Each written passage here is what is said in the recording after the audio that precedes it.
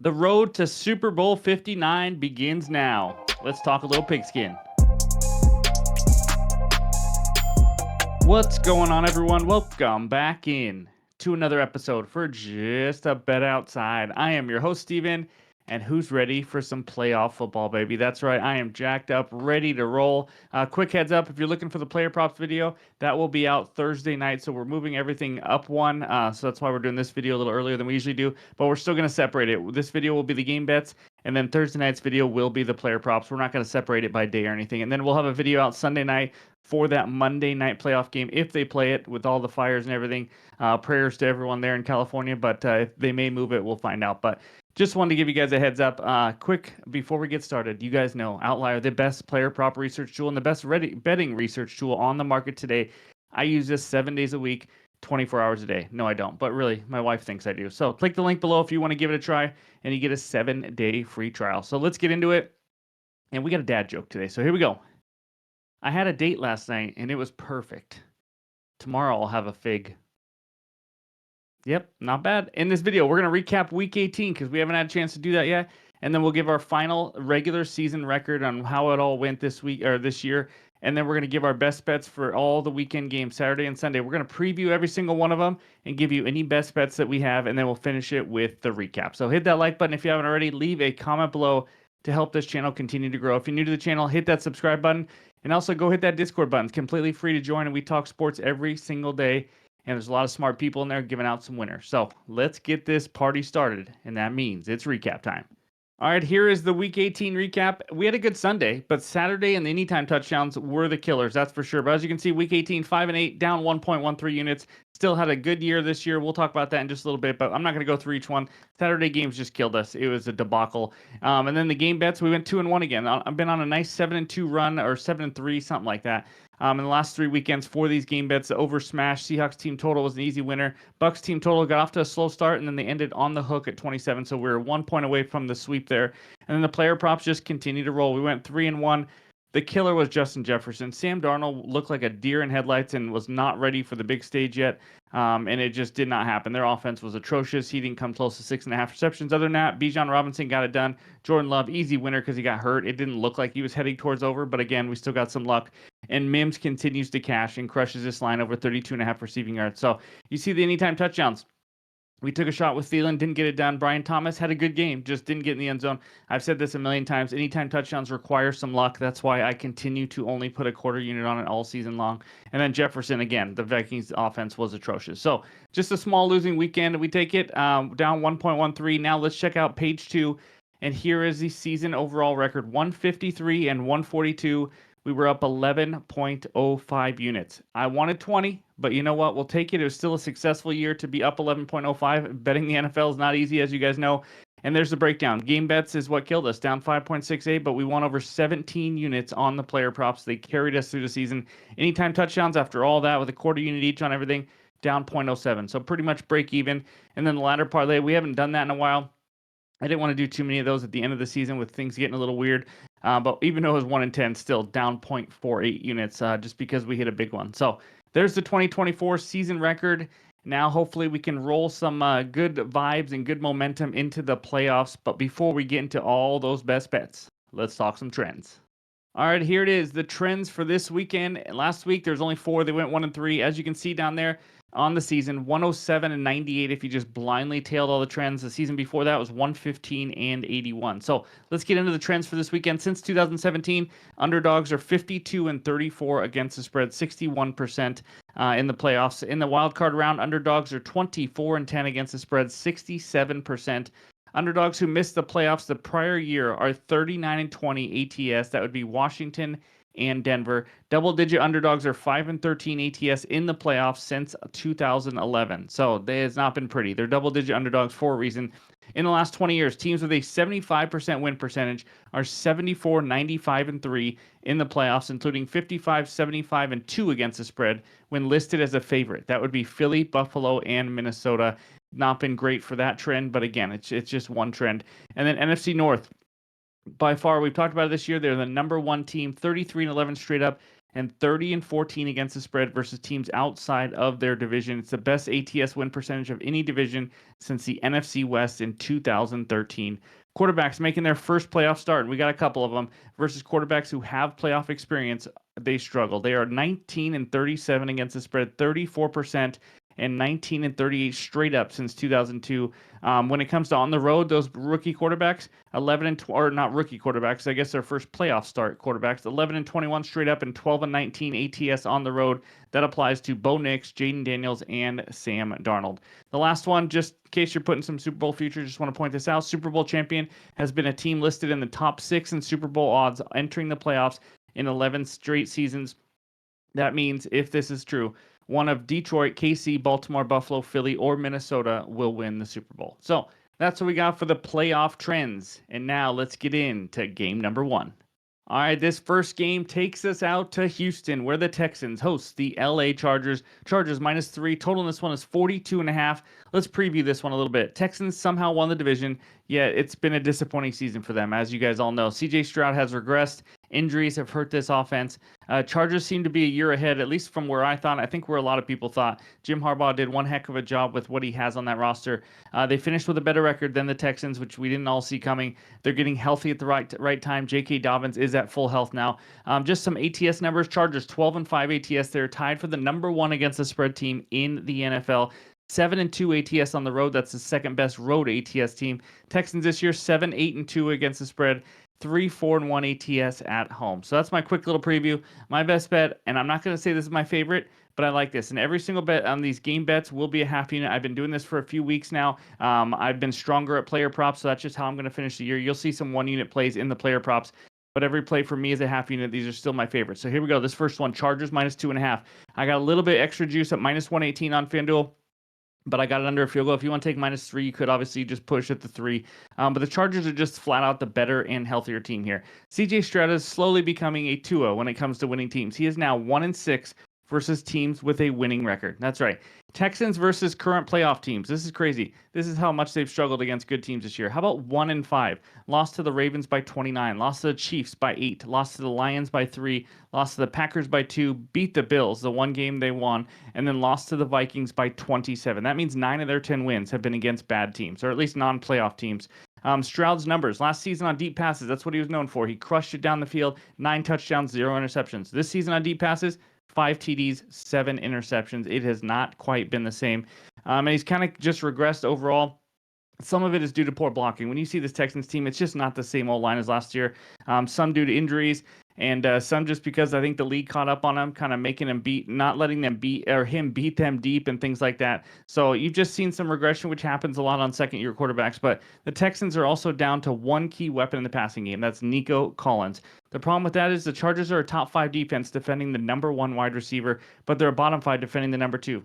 The Houston Texans don't really have a number 2, so they're going to do everything in their power to slow down Nico, and they've been slowing down number 1 wide receivers all season long. So if they can't get Nico going, obviously it is going to be tough for this Houston Texans team, as they've been struggling running the ball with Joe Mixon a little bit more. Chargers offense is back to being balanced. You'd love to see J.K. Dobbins back. LA last week, 35 carries and 36 pass attempts. So very balanced there. 38 pass attempts, 27 rush attempts the week before.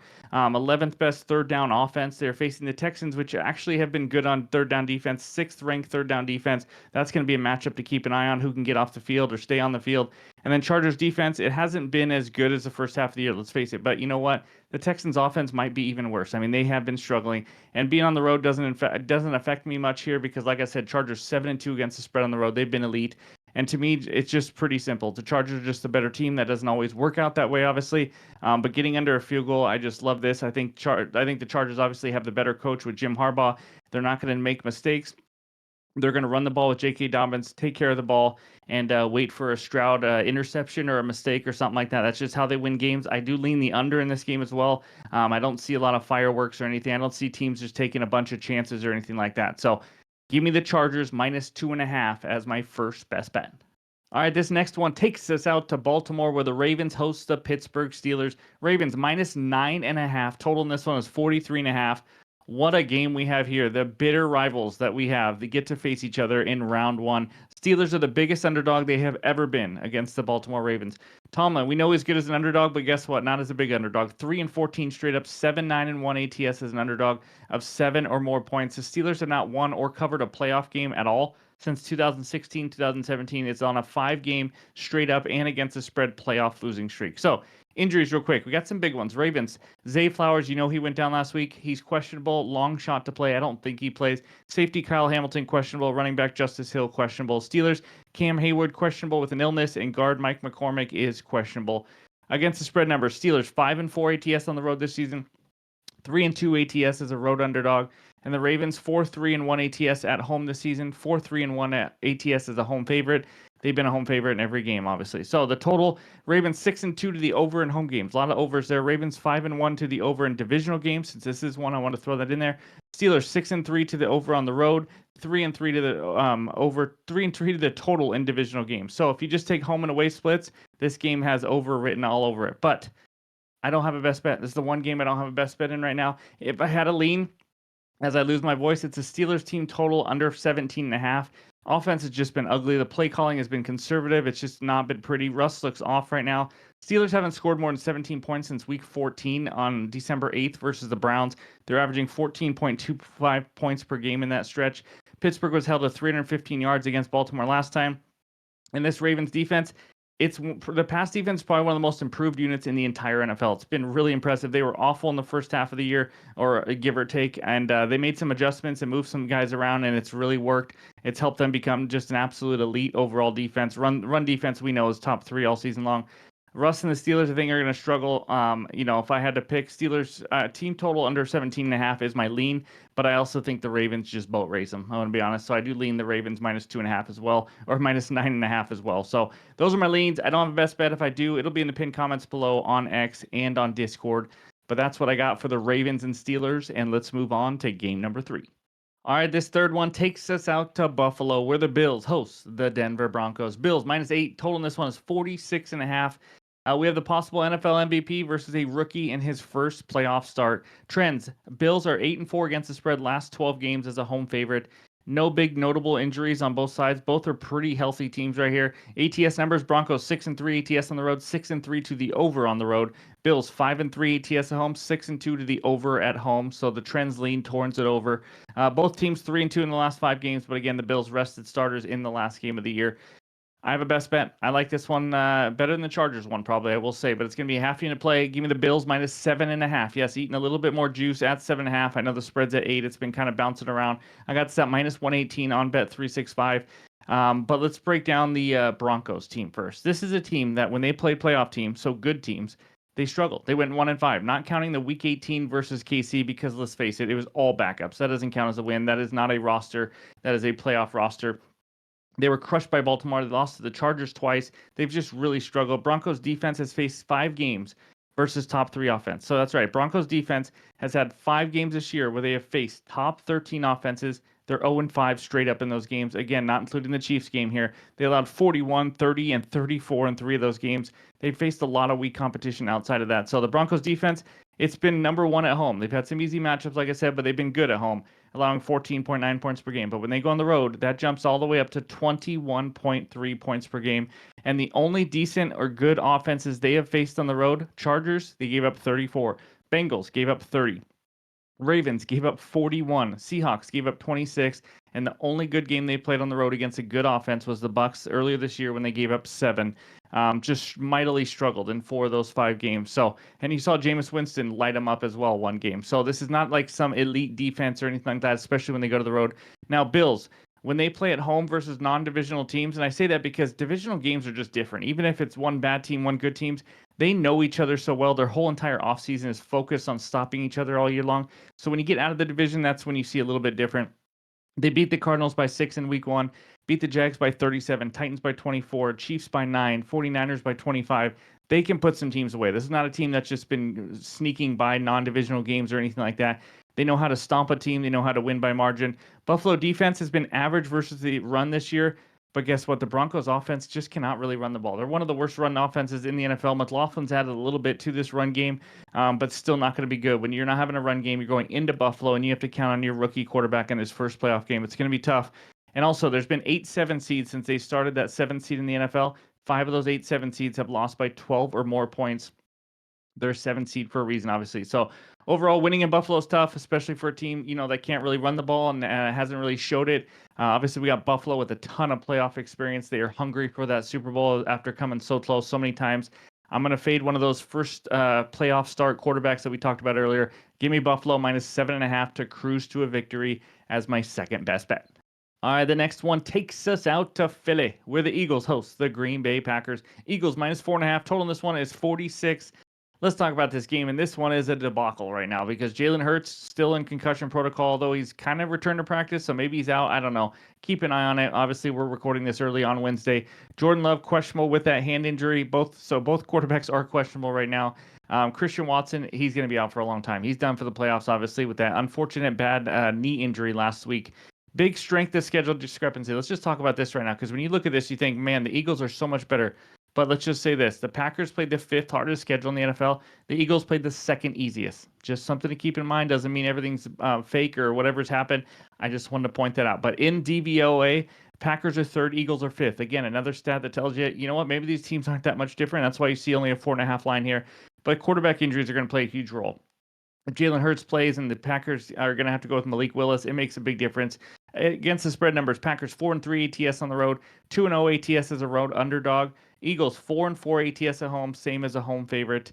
My best bet in this game, though, it's not a side. Give me the under 46 at minus 116 on Bet365 for another half unit. I'm going to keep this one kind of simple. First of all, we have 2 quarterbacks that are struggling, or not are struggling, that are hobbled. We don't know who's going to play. If one or both don't play, I think this 46 under is pretty much a steal.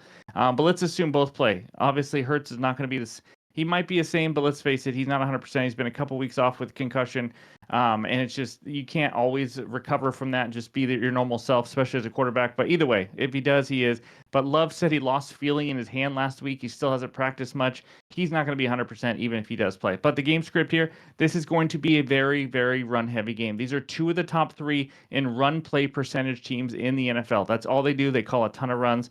It means it's going to be a fast clock. We're going to get less possessions. And you know what?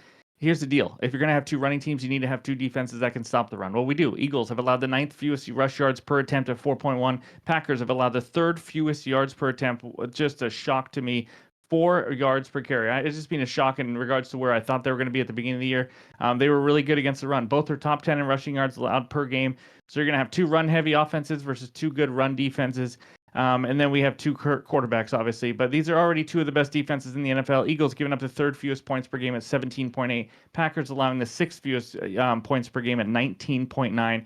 The Eagles, how about going under in 15 of the last 22 games? Because they're a team that likes to bleed the clock, have long possessions, which is what I think we see here. So cold weather, January game with 2 run-heavy teams. Sign me up. Give me that under 46 as my 3rd best bet.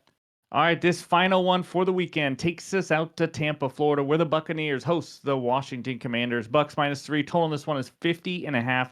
Biggest total on the weekend. So let's preview this game real quick. These 2 teams met back in week 1. Buccaneers won 37-20. How much do I take from that? Not really anything. It was the first game of the season and Jaden Daniels' first ever NFL game. Injuries, Bucks, tight end Kate Otten questionable with a knee injury, but safety Antoine Winfield will be back this game. It looks like that is a good sign for the Bucks secondary.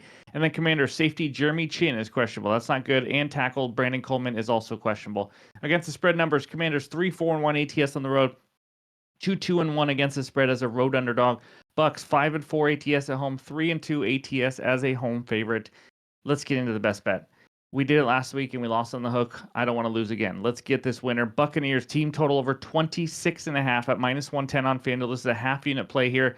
Again, we had their team total over 27.5 and we lost on the hook because 27 is the key number. So it's nice to get under that number this time. But let's talk the Commanders defense first. One of the worst run defenses in the entire NFL, 30th with 137.5 rush yards per game and allowed, 5th most yards per attempt allowed at 4.8. That is a problem when you're facing Bucky Irving. But another issue, how about the red zone defense? They're ranked 22nd, giving up a touchdown on just over 60% of the red zone drives for their opponent. And also, the Bucks have the fourth best red zone offense in the entire NFL. That is not a good matchup in the red zone there for the Commanders. The Tampa Bay has scored a touchdown on almost 67% of the red zone drives. Now, when facing decent to good offenses, this Commanders defense, they give up 36 to Philly. Oh, by the way, that was with Kenny Pickett at quarterback. Saquon had 150 rush yards, gave up 24 to Atlanta, 26 to Philly again. Saquon had 146. I'll mention why I said that later. Gave up 28 to Pittsburgh, 30 to Baltimore, 38 to Cincinnati. This defense has struggled against good offenses. 4 of the only 6 good offenses they have faced have gone over this team total. 5 of those 6, obviously, you just heard, scored 26 or more. Now, the Bucks offense, one of the best running backs in the NFL is Bucky Irving. I just love watching him play. Maybe you don't feel that way, but his numbers in the eye test tells me that. And remember how I said Saquon had 150 and 146 on this team? Because he's an elite running back, obviously. We all know that. 5.8 yards per attempt.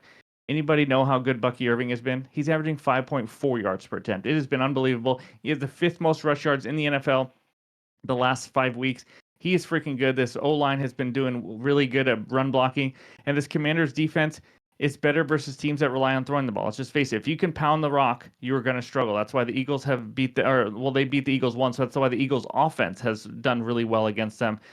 They can beat you multiple ways. Obviously, we know Baker Mayfield, with all the yards he's thrown, with Mike Evans and these boys, they can beat you through the air too, but I think Bucky Irving could run a little buck wild here. So the Bucks have scored 27 plus points in 5 of 8 home games this year, averaging 28.6 points per game at home. I think we see a big game on the ground. I think that sets up the pass pretty well for Baker Mayfield. In decent weather there in Tampa, I think this offense comes out humming. I like the over in this game as well. I also lean the Bucks on the spread, and that's what kind of led me to just the Buccaneers team total over 26, or 26.5. That is my final best bet for the weekend. Just for game bets, again, player props are coming out after this video as well the next day, on Thursday, I believe it is. So yeah, that's what I got. Thank you guys for listening. But before we get out of here, let's check out the recap. There it is. I'm sticking with all half unit plays like we've been doing last few weeks on game bets. Chargers minus 2.5, Bills minus 7.5, under 46 Green Bay Philly, and the Buccaneers team total over 26.5. Let's get some freaking winners. And then, of course, we will have that player props and anytime touchdowns video out on Thursday. I'm excited for NFL playoff football starting on Saturday. Nice to have football on both days as well. But thank you guys for watching. As always, if you haven't already, hit that like button. I would appreciate it. But hope you have a good one, and we'll talk to you soon.